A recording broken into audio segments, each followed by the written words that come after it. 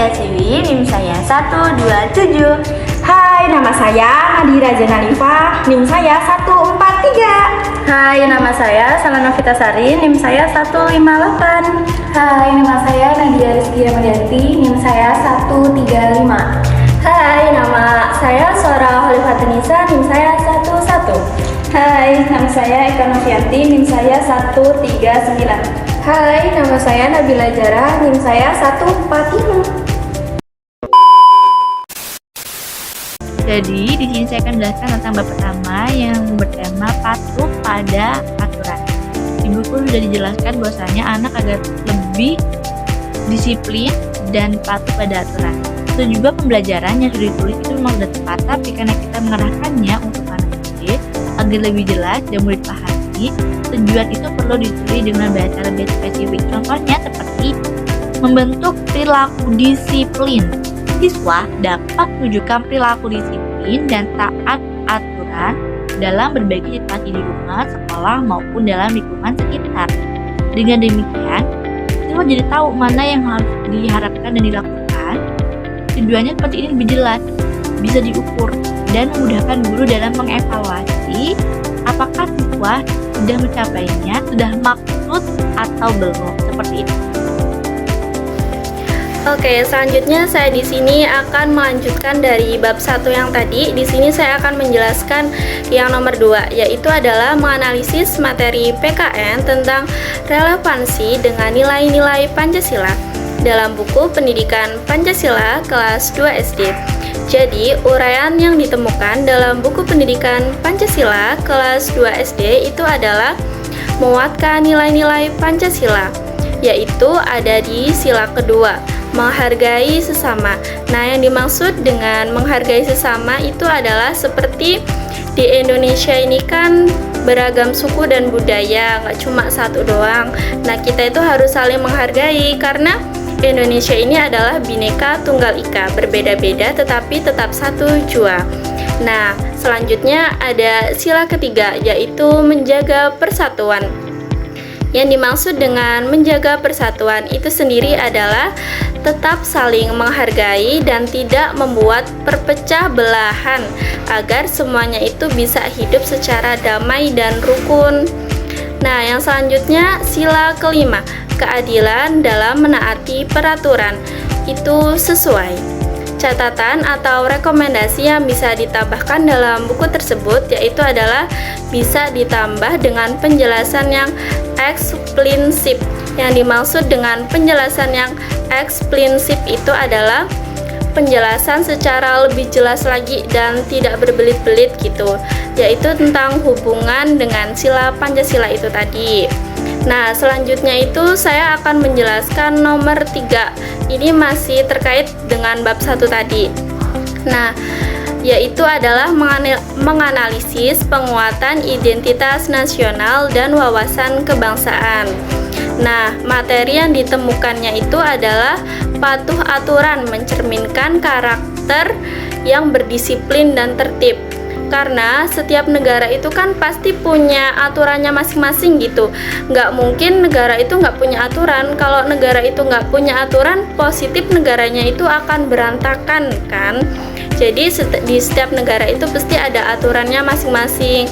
Karena kalau negara itu punya aturannya masing-masing, positif negara itu akan lebih teratur lagi, rapih gitu kelihatannya. Jadi itu sesuai. Jadi yang ini juga sesuai. Catatan atau rekomendasinya itu adalah contohnya itu seperti antri, terus tertib dalam berkendara, tidak mematuhi peraturan gitu, seperti memakai helm dalam berkendara. Baik, di sini saya akan menjelaskan materi bab 2 yaitu yang berjudul Aku Berperilaku Pancasila, yaitu poin keempat tentang penguatan identitas negara dan berwawasan kebangsaan. Penguatan identitas itu sendiri yaitu berarti usaha kita untuk membuat kita semakin mengenal, mencintai, dan bangga menjadi bagian dari bangsa Indonesia.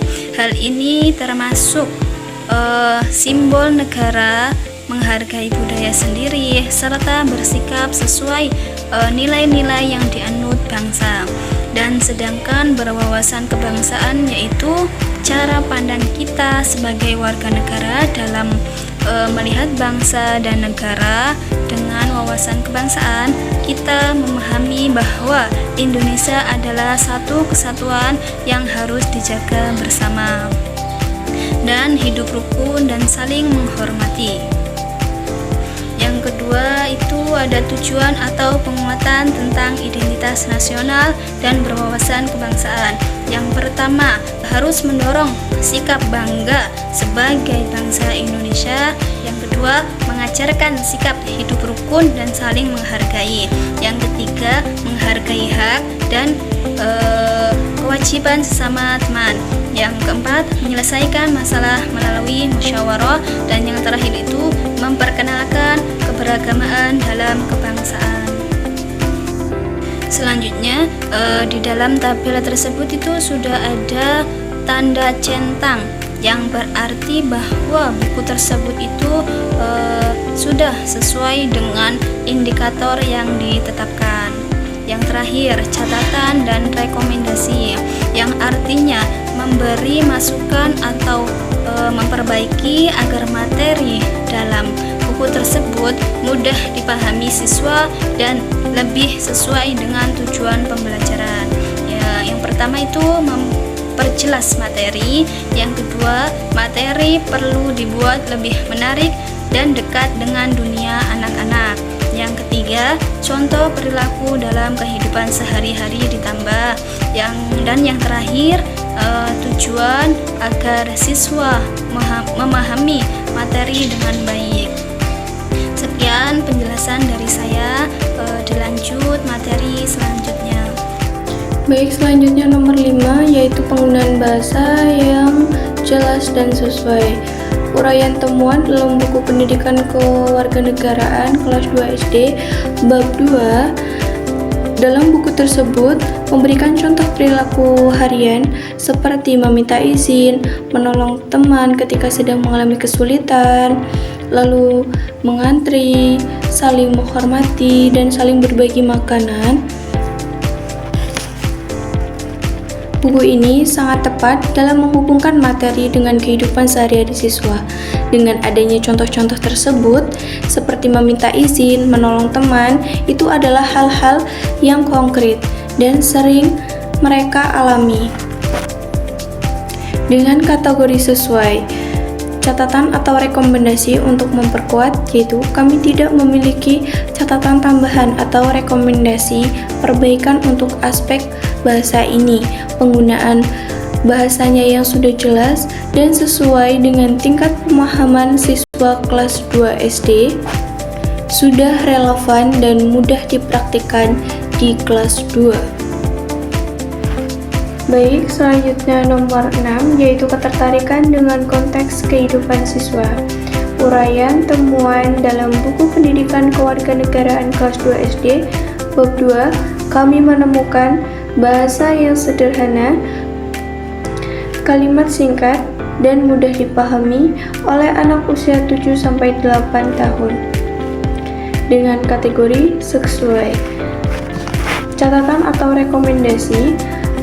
Tidak ada catatan atau rekomendasi tambahan karena pada aspek ini kami menilai bahwa materi dalam buku tersebut sudah sangat baik dengan penggunaan kosakatanya yang sederhana dan tidak ada kesenjangan antara harapan indikator dengan eksekusi dalam buku sehingga tujuan pembelajaran dapat tercapai dengan efektif. Jadi, inti dari tidak ada catatan tambahan adalah sebuah apresiasi dan penilaian final yang positif. Yang selanjutnya yaitu bab 3. Di sini kita membahas tentang keberagaman budaya lokal, ketersediaan aktivitas refleksi dan diskusi, serta akurasi fakta sejarah dan hukum yang ada di buku teks PPKN SD. Selanjutnya yang ke-8 yaitu ketersediaan aktivitas refleksi dan diskusi. Untuk bagian aktivitas, buku teks sudah cukup lengkap. Ada kegiatan bercerita, berdiskusi kelompok, bermain peran, sampai menceritakan pengalaman berteman. Jadi, aktivitas seperti ini sangat bagus karena bisa melatih empati, kerjasama, dan kemampuan komunikasi siswa. Baik, saya akan melanjutkan materi bab 3 nomor 9 ini. Pada bab 3 ini, kita fokus pada keberagaman budaya lokal, ketersediaan aktivitas refleksi dan diskusi, serta akurasi fakta, sejarah, dan hukum yang ada di teks buku PPKN ini. Pertama, tentang keberagaman budaya lokal. Buku teks ini sudah tepat untuk pembelajaran siswa kelas 2 SD karena ada beberapa contoh permainan dan interaksi anak, tetapi masih ada yang kurang. Contohnya masih kurang variatif. Jadi banyak budaya lokal yang belum muncul di buku ini. Saran saya di bagian ini ditambahkan contoh permainan tradisional seperti gobak sodor,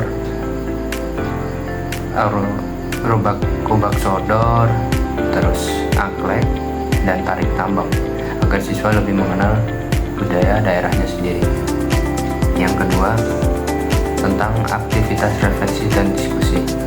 Ini sudah sangat lengkap, ada kegiatan bercerita, berdiskusi kelompok, bermain cerita, dan lain-lain. Aktivitas seperti ini bagus untuk bisa melatih empati, kerjasama, dan kemampuan komunikasi siswa kelas 2 SD. Yang ketiga, tentang akurasi fakta, sejarah, dan hukum. Ini sudah tepat, materi yang disampaikan tidak terlalu rumit, jadi sesuai dengan kemampuan siswa dengan tingkat siswa kelas 2 SD. Kesimpulannya, bab 3 ini sudah baik, tapi masih perlu ditambah contoh budaya lokal agar lebih beragam dan dekat dengan kehidupan siswa. Di sini saya akan menjelaskan tentang analisis bab 4 yang bertema Aku Peduli Lingkungan. Untuk indikator yang pertama yaitu kesesuaian ilustrasi dan gambar dengan materi. Dapat dijelaskan bahwa buku ini sudah menggunakan gambar yang benar-benar mendukung isi pembelajaran. Gambar-gambar yang ditampilkan bukan hanya sekedar hiasan, tetapi berfungsi membantu siswa memahami materi dengan lebih mudah. Misalnya, ada gambar tentang kegiatan merawat tanaman, kemudian gambar anak-anak yang membersihkan kelas, dan juga ilustrasi memilah sampah. Semua gambar tersebut sesuai dengan konteks materi yang sedang dipelajari, sehingga siswa dapat menghubungkan antara teori dalam teks dan visual yang mereka lihat. Indikator ini dinyatakan sesuai atau dalam tabel diberi tanda centang karena ilustrasinya tepat, relevan, dan sangat membantu proses belajar. Untuk catatan dan rekomendasinya, ilustrasi di dalam buku ini sudah baik karena warnanya cerah, bentuknya jelas, dan mudah dipahami oleh siswa sekolah dasar. Ilustrasi seperti ini perlu dipertahankan karena pembelajaran tetap menarik dan dapat terus digunakan untuk memperkuat pemahaman siswa terhadap materi PKN. Selanjutnya, indikator kedua adalah keterpaduan dengan tema lintas mata pelajaran. Materi PKN terhubung dengan mata pelajaran lain seperti IPA tentang lingkungan, Bahasa Indonesia melalui diskusi, dan IPS dalam bertanggung jawab sosial. Indikator ini juga dinyatakan sesuai atau ditandai dengan centang. Catatan dan rekomendasinya, materi ini sangat mendukung pembelajaran tematik karena berkaitan dengan beberapa mata pelajaran sekaligus. Selanjutnya ada nomor 12. Potensi mendorong sikap aksi dan partisipasi. Indikator ketiga adalah potensi materi dalam mendorong sikap, aksi, dan partisipasi siswa. Buku memberikan contoh kegiatan nyata seperti tugas kelompok dan pelaksanaan praktik langsung di lingkungan sekitar. Indikator ini dinyatakan sesuai. Untuk catatan rekomendasinya, materi dinilai praktis dan dapat memotivasi siswa untuk melakukan tindakan nyata, bukan hanya memahami teori. Kesimpulannya, berdasarkan hasil analisis terhadap buku pendidikan Pancasila SD atau MI kelas 2 kurikulum 2023, dapat disimpulkan bahwa buku ini memiliki kualitas yang sangat baik sebagai sumber belajar dalam membentuk karakter peserta didik. Isi materi telah disesuaikan dengan capaian pembelajaran kurikulum merdeka yang menekankan pada penguatan nilai-nilai Pancasila, pembiasaan perilaku positif, serta penguatan kompetensi sosial dan emosional siswa. Sekian pemaparan video analisis dari kelompok 3. Semua hasil yang telah kami sampaikan berasal dari pengamatan langsung terhadap isi buku. Semoga penjelasan ini bermanfaat dan dapat menambah pemahaman kita semua.